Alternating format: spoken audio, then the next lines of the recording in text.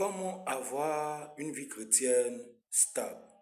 Aujourd'hui, nous sommes sur la partie 7 de cette question, comment avoir une vie chrétienne stable. Alors, dans la vidéo précédente, il était question de pardonner. Il était question de pardonner tous ceux-là même qui nous ont offensés.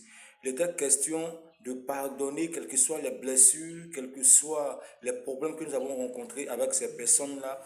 Il était question de leur accorder le pardon parce que sans le pardon, on ne peut jamais avoir une vie chrétienne stable. Ok, aujourd'hui, il sera question de l'amour du prochain. L'amour du prochain. C'est un événement qui est très important dans la marche chrétienne. Très important. Pour avoir une vie chrétienne stable, il faudrait que tu sois en mesure d'aimer ton prochain. Quand je parle de ton prochain, je ne suis pas en train de te parler de celui qui t'aime.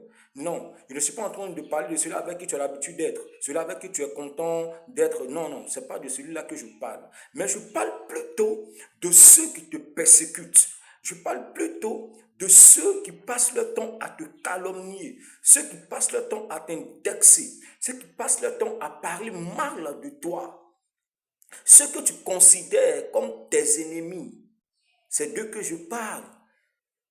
Tu dois les aimer de tout ton cœur.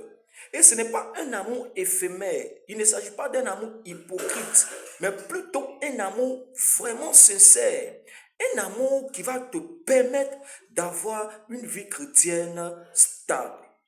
Comme le Seigneur l'a déclaré dans le livre de Matthieu, le chapitre 5, le verset 43 à 44, que je lis maintenant. Vous avez appris qu'il a été dit, tu aimeras ton prochain et tu haïras ton ennemi.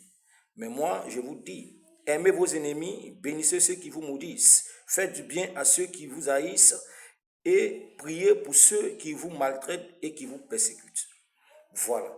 Tous ceux qui nous persécutent, si nous voulons avoir une vie chrétienne stable, nous devons prier pour eux. Nous devons prier pour ces personnes qui pratiquent la sorcellerie jour et nuit dans le but de déstabiliser notre vie, dans le but de détruire notre vie. Ces personnes qui jour et nuit nous font la guerre.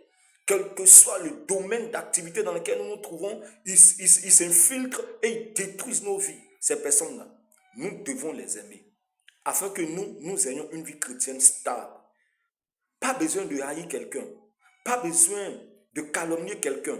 Si tu recherches vraiment une vie chrétienne stable, il te faut aimer ceux-là même que tu considères comme tes ennemis. Que le Seigneur te bénisse et que sa grâce repose sur ta vie. Shalom.